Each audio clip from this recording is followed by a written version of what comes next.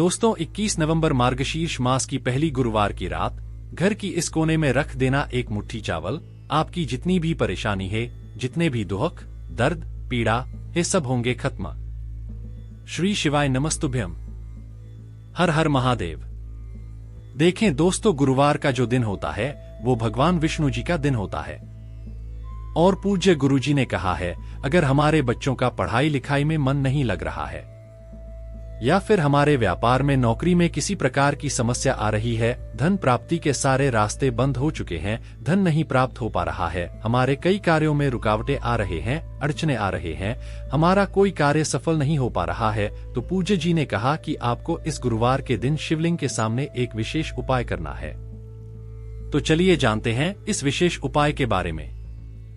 लेकिन उससे पहले अगर आप भोलेनाथ जी को सच्चे दिल से मानते हो तो इस वीडियो को लाइक करें और चैनल को सब्सक्राइब करके कमेंट में हर हर महादेव जरूर लिखें। देखिए ये वीडियो बहुत ही खास होने वाला है, क्योंकि इस वीडियो में हम लोग पूज्य गुरुजी द्वारा बताए गए बहुत खास उपायों के बारे में जानकारी हासिल करेंगे, जो गुरुवार के दिन में आपको जरूर करना चाहिए। पूज्य गुरुजी के अनुसार अगर आपके बच्चों का पढ़ाई लिखाई में मन नहीं लग रहा है, या फिर आपको धन प्राप्त नहीं हो पा रहा है, और या फिर आपका कोई भी कार्य सफल नहीं हो पा रहा है, तो आपको यह विशेष उपाय जरूर करने चाहिए। लेकिन पहला उपाय बताने से पहले आपको एक छोटा सा कार्य अपने घर पर जरूर करना है। आपको इस गुरुवार में पूरे दिन में किसी भी समय एक रोटी लेनी है। उस रोटी में थोड़ा सा गाय का घी लगाना है और इसके ऊपर 2 टुकड़े गुड़ के रख लेने हैं। 2 टुकड़े या 4 टुकड़े या फिर 1 टुकड़ा गुड़ का रख लेना है।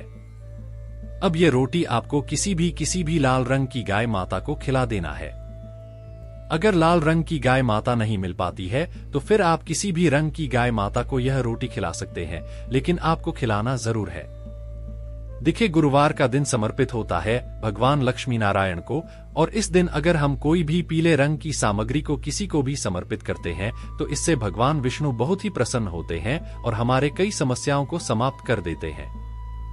इसलिए आपको एक रोटी में घी लगाकर फिर उसके ऊपर कुछ गुड़ के टुकड़े रखकर गाय माता को जरूर खिलाना है। अब इसके बाद जानते हैं गुरुजी द्वारा बताए गए पहले खास उपाय के बारे में। देखें इस उपाय के लिए आपको ले लेना है 1 लोटा जल। लोटा तांबे का ले लीजिएगा और इसे पूरा जल से भर लीजिएगा। इसमें जल आप अपने किचन से लीजिएगा। फिर इसी के साथ आपको लेना है 7 चने की दाल। चने की दाल आप ध्यान रखेंगे कि खंडित नहीं होनी चाहिए, टूटी हुई नहीं होनी चाहिए, क्योंकि शिवलिंग में हम कोई भी सामग्री खंडित समर्पित नहीं करते हैं। फिर इसी के साथ आपको 1 स्टील का लोटा लेना है और इस लोटे में आपको थोड़ा सा कच्चा दूध मिला लेना है। 1 चम्मच या आधा चम्मच, जितना भी आपको कच्चा दूध मिल जाए उतना मिला लीजिए और फिर इसी के साथ लोटे को आप जल से भर लीजिए। फिर इसी में आपको थोड़ा सा पीला चंदन मिलाना है। पीला चंदन यानी चंदन जो आपके घर में होता है, उसी अष्टगंध चंदन को आप में मिला लेंगे। सामने स्क्रीन पर दिखाया जा रहा है, यह होता है अष्टगंध चंदन, और इसको थोड़ा सा आप किसी पात्र में मिला लेंगे। अगर आपके पास नहीं है तो आप 1 टुकड़े या 2 टुकड़े गुड़ के मिला लीजिएगा।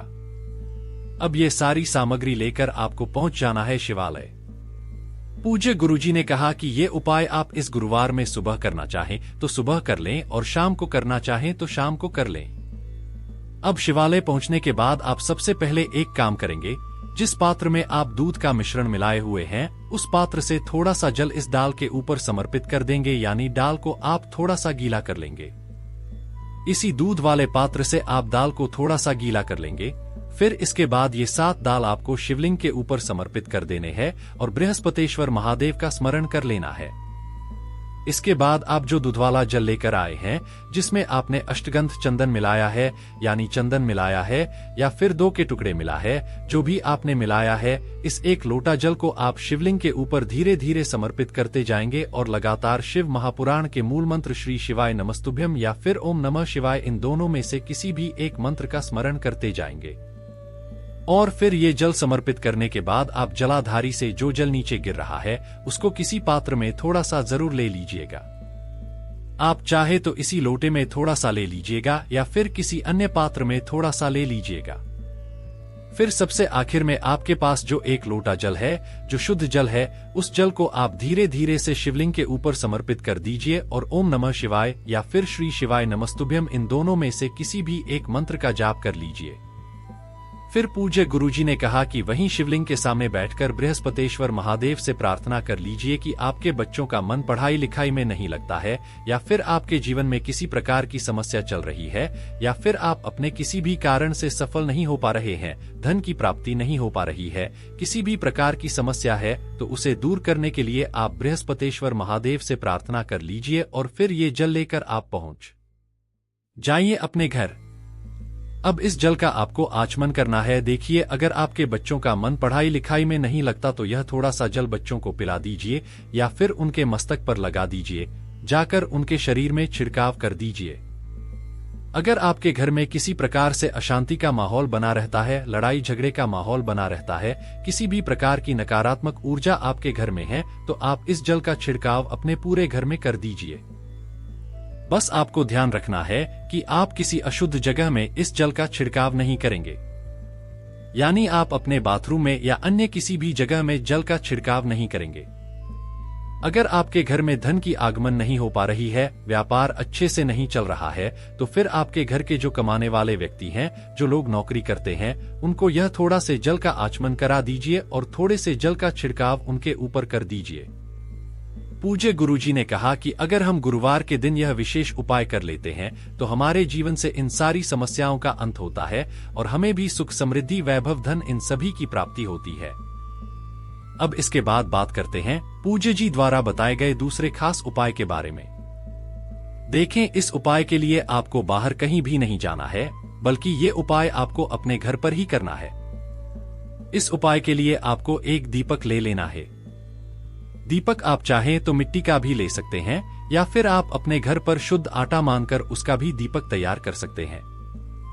इस दीपक में आपको दही का इस्तेमाल करना है और साथ ही साथ लंबी रुई की बत्ती का प्रयोग करना है।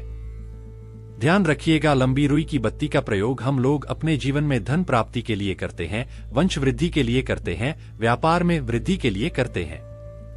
जिनमें कार्यों में हम नीचे की ओर जा रहे हैं, उन कार्यों में तरक्की प्राप्त करने के लिए हम लोग लंबी रुई की बत्ती का प्रयोग करते हैं। फिर इसी के साथ आपको ले लेना है थोड़ी सी शुद्ध पिसी हुई हल्दी। अब देखिए, ये दोनों सामग्री लेकर आपको जाना है अपने घर के मंदिर के सामने। अब सबसे पहले आप एक काम करेंगे, आपके घर पर भगवान विष्णु जी की जो फोटो है, जो प्रतिमा है, उनके सामने आप बैठ जाएंगे। अगर भगवान कृष्ण जी की फोटो है तो उनके सामने बैठ जाएंगे, बाल गोपाल की है तो उनके सामने बैठ जाएंगे, श्री राम जी की है तो उनके सामने बैठ जाएंगे, किसी भी भगवान विष्णु जी स्वरूप की फोटो है तो आप उनके सामने बैठ जाएंगे। फिर आपको इस हल्दी में थोड़ा सा शुद्ध जल मिलाना है। अगर जल है तो जल मिला लीजिए, या फिर गंगा जल है तो उस गंगा जल मिला लीजिएगा और इस हल्दी को एक लेप की तरह तैयार कर लीजिएगा। अब आप अपने घर के मंदिर के एक साइड में ओम बना दीजिएगा। इसी हल्दी से आपको ओम बनाना है। आपको अपने दाहिने हाथ की अनामिका उंगली से मंदिर के एक साइड में ओम बना देना है और फिर इस आम की आपको आरती करनी है। अगर आपको भगवान विष्णु जी की आरती आती है तो इसे की आरती उतारते हुए विष्णु जी की आरती का गान कर दीजिए। अगर आती नहीं आती है तो फिर आपको नमो भगवते वासुदेवाय इस मंत्र का जाप कर लीजिए।